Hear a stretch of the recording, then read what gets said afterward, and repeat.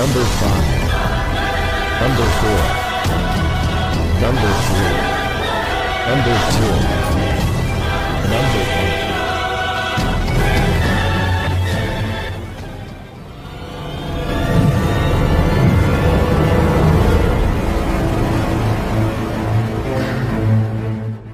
Pakar dan spesialis ilmu vibrasi antara diri Tuhan dan alam semesta, ilmu metafisika modern, ilmu kebatinan, ilmu pusaka dan benda bertuah. Update video terbaru dengan mengklik gratis, subscribe dan lonceng notifikasi gratis, dan selamat menikmati.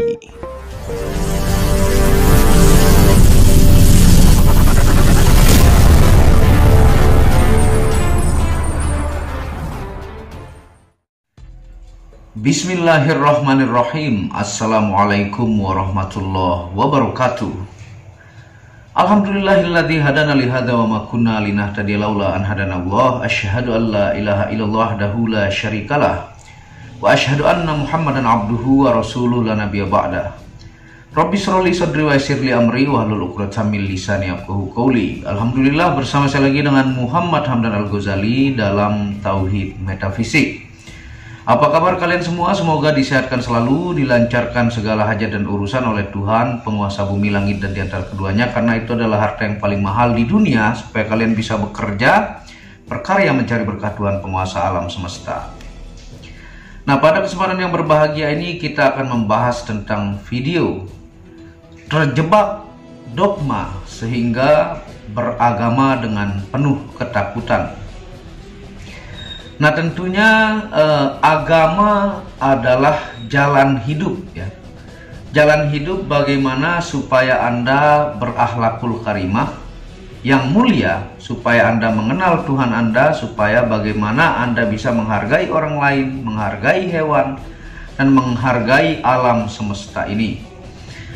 Kalau agama membuat orang menghancurkan kelompok lain, ataukah menzolimi, menyakiti, ataukah membunuh, maka itu adalah agama palsu yang akan membawa orang, menjerumuskan orang untuk melakukan hal-hal kemungkaran ataukah kehancuran, yang dogma tersebut akan terus mendarah daging kalau terus di brainwash, sehingga itu yang akan merusak dan akan menghancurkan negara ini. Nah, beragama itu adalah bukan untuk ketakutan kepada diri kita, ya.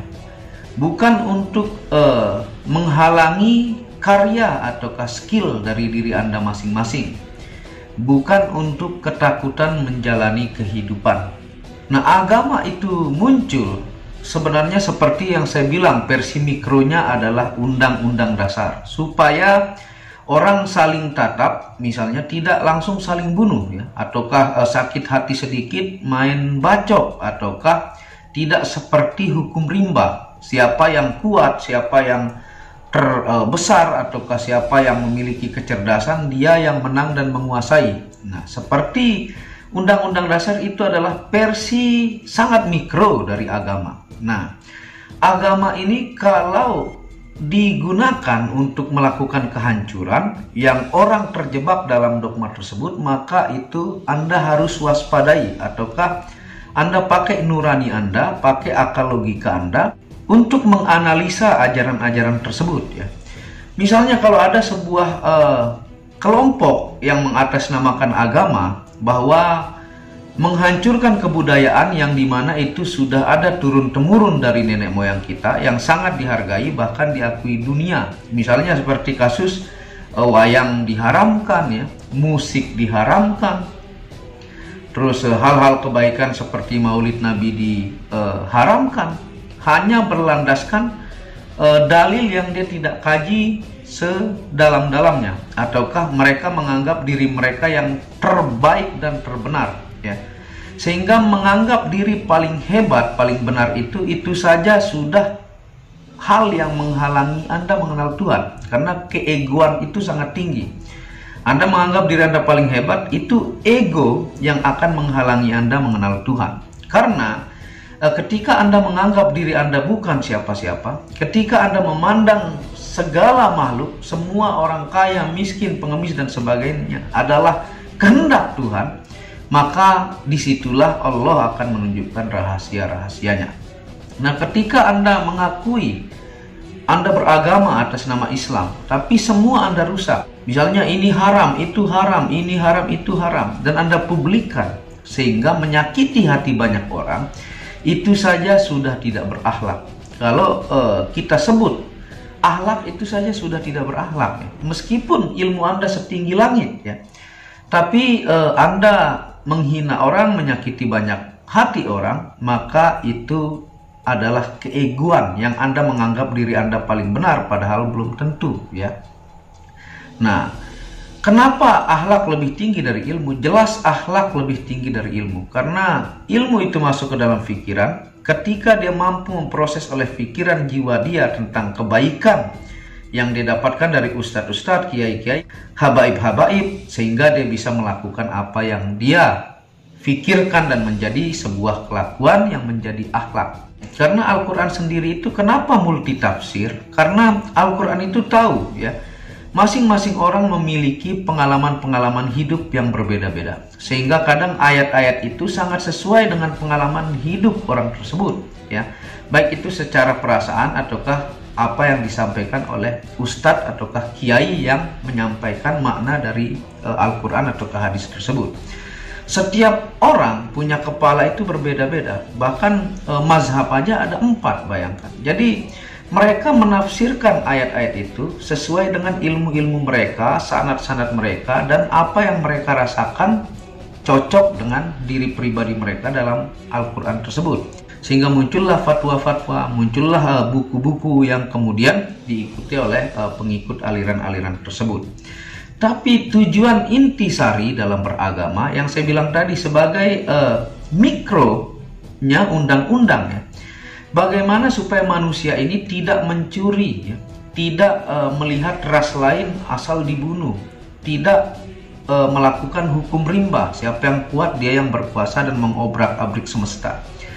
Dan manusia berakhlak mulia, bagaimana manusia menghormati orang tua, bagaimana dia menyantuni yatim piatu, bagaimana dia segala sisi dari terkecil itu dilatih untuk berakhlak mulia yang benar.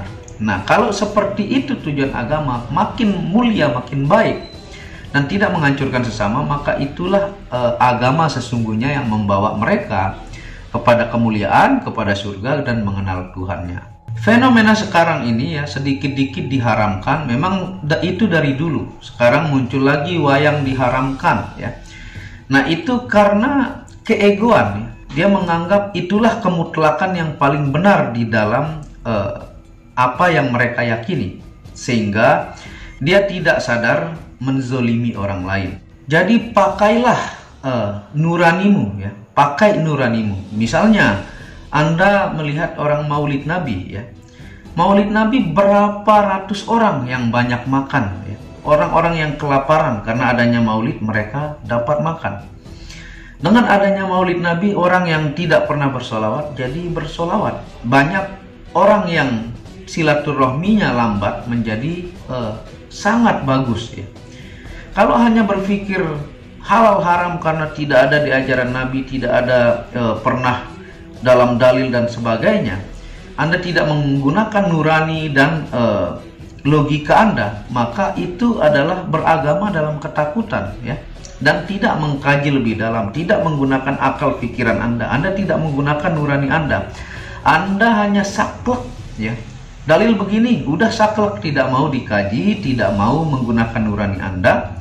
Yang itu adalah berbahaya, sehingga akan menciptakan faham-faham fanatisme tingkat tinggi, dan akan tercipta peperangan kalau dalam jumlah besar, ya.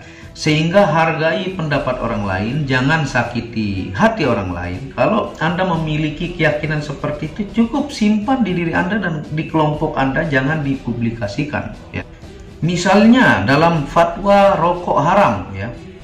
Oke, Anda mempunyai dalil yang menurut Anda sangat kuat ataukah sangat hebat mungkin menurut Anda. Tapi coba Anda pikirkan, ya. Berapa juta orang yang kerja dalam pabrik rokok tersebut?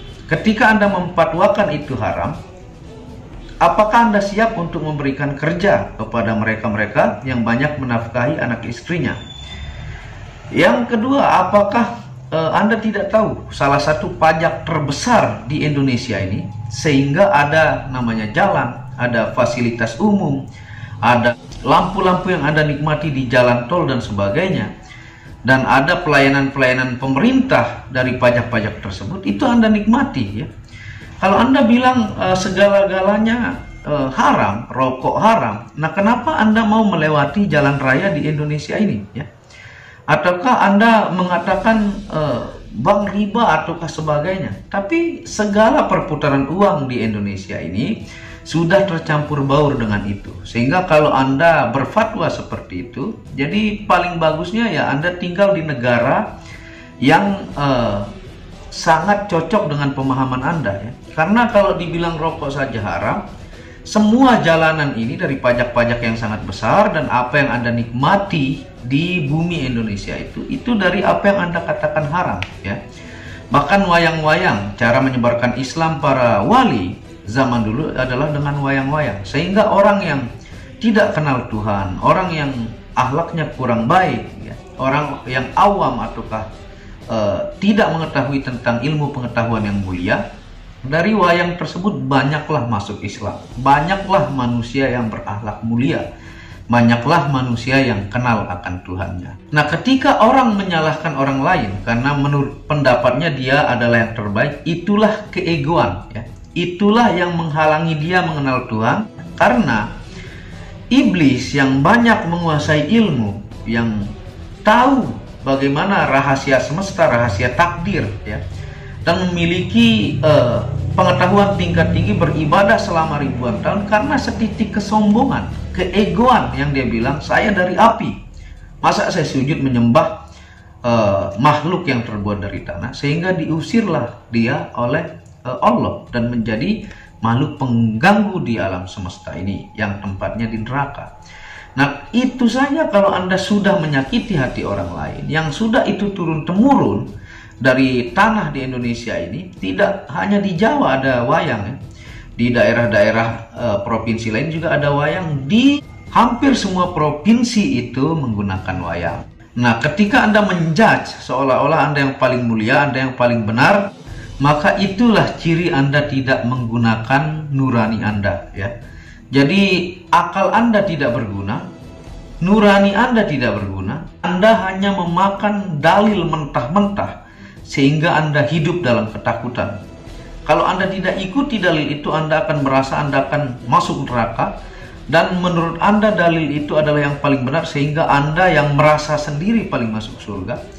Nah, itulah orang yang tidak menggunakan nurani dan akal logikanya, hanya memakan mentah sehingga hidup dalam ketakutan.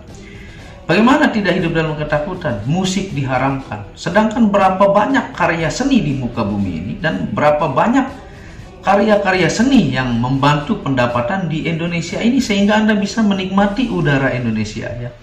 Bagaimana Anda menikmati kehidupan yang singkat ini kalau segala-gala dalam yang Anda yakini adalah haram ya. Dan agama itu pun kenapa multitafsir? Supaya dalam perkembangan teknologi, perkembangan zaman, perkembangan pemikiran manusia, dia tetap mampu untuk mengimbangi, sehingga agama itu dibuat multitafsir. Maka semakin banyak orang-orang cerdas, orang-orang yang memiliki aliran-aliran tertentu dari apa yang dia rasakan menurut dia benar, apa ilmu yang dia dapatkan dari gurunya, dan gurunya akan berkembang ya, sehingga pada titiknya kecerdasan manusia ini akan nantinya melawan hal-hal dogma-dogma yang menghancurkan Indonesia, ataukah dogma-dogma yang mempersempit pola pikir manusia. Ketika Anda terjebak dalam dogma tersebut ya, saya tidak sebut aliran manapun, maka Anda akan hidup seperti kaku. Anda seperti tersiksa hidup di dunia ini. Anda seperti terikat aturan-aturan sehingga skill ataukah diri sejati Anda tidak hidup oleh dogma yang menurut Anda benar, padahal belum tentu benar di sisi Allah, karena masing-masing grup ataukah kelompok mengakui mereka lah yang terbaik. Sehingga apa yang Anda yakini cukup Anda simpan, jangan menzolimi kelompok lain. Siapa tahu Allah lebih cinta kepada kelompok itu dibanding Anda, ya. Meskipun Anda mengakui Anda yang terbaik, ya. Jaga akhlak Anda. Jadi akhlak itulah poin tertinggi tujuan agama diciptakan, supaya tidak hancur, supaya manusia damai, supaya silaturahminya mulia, semesta ini menjadi aman dan dicintai oleh Allah, Tuhan penguasa bumi, langit, dan diantara keduanya. Bahkan Anda menzolimi makhluk Allah pun seperti anjing ataukah babi ataukah katak dan sebagainya tanpa alasan yang jelas, maka Allah akan memurkai Anda. Apalagi Anda menyakiti banyak jutaan manusia. Nah, seperti itu ya. Mudah-mudahan video ini menjadi berkah, bermanfaat. Kalau ada salah kata itu dari kebodohan saya sendiri, kalau ada benarnya itu datangnya dari Allah. Semoga semua kita menggunakan nurani kita, menggunakan akal logika kita. Kadang-kadang akal logika kita ini bergabung dengan sesuatu yang membuat kita ego, tapi ada nurani yang selalu mengingatkan. Jadi derajat akal logika ini lebih tinggi hati nurani Anda daripada derajat logika Anda. Dua-duanya penting untuk menggabungkan ingatan-ingatan itu supaya Anda menjadi manusia berakhlak yang Rasulullah diturunkan di dunia ini untuk menyampaikan akhlakul karimah untuk alam semesta supaya menjadi mulia, tenang, damai, dan kita dilindungi oleh Tuhan Sang Penguasa alam semesta, ya. Nah, terima kasih buat yang belum subscribe, bisa dukung dan mengklik tombol merah subscribe gratis dan lonceng notifikasi gratis dan tidak ada ruginya. Dan Anda bisa kunjungi second channel saya itu Tauhid Metafisik yang banyak membahas tentang ilmu mustika, pusaka, dan sejarahnya. Channel ketiga itu Maniak Akik yang membahas lengkap gemstone secara internasional, gemologi, kandungan mineral, aura zodiak, dan metafisika modern. Dan channel baru yang khusus bahas tentang batu keindahan, batu bacaan dengan kualitas bagus dengan ring perak dengan harga bersahabat. Wabillahi taufiq wal hidayah. Assalamualaikum warahmatullahi wabarakatuh. Tauhid Metafisik Produk menjual baju-baju sufi sebagai pengingat kemurnian batin diri dan batin orang lain yang melihatnya, menyebarkan virus-virus cinta ketika memakainya dimanapun berada. Tersedia semua jenis ukuran, baik laki-laki dan perempuan, ukuran panjang dan pendek. Harga promo murah dengan kualitas cotton dan sablon terbaik. Kontak admin WhatsApp 0858 1688 0424. Inilah review baju sufinya. Baju sufi yang pertama, logo Tauhid Metafisik, lambang Tauhid. Yang di belakang yang ada hanya satu.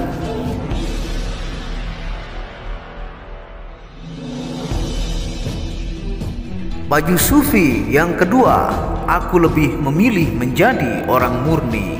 Logo di belakang baju adalah Tauhid Metafisik. Baju sufi yang ketiga, ketika hawa nafsu takluk maka damailah dunia. Tulisan di belakang adalah logo Tauhid Metafisik. Baju sufi yang keempat, aku patah hati pada fananya dunia. Tulisan di belakang baju adalah logo Tauhid Metafisik.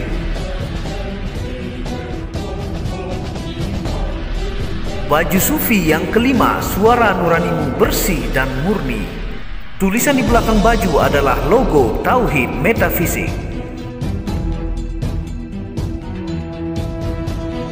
Baju sufi yang keenam, ego diri adalah dinding pembatas antara diri dengan Tuhan. Tulisan di belakang baju adalah logo Tauhid Metafisik. Segera pesan baju-baju sufi, stok terbatas. Terima kasih.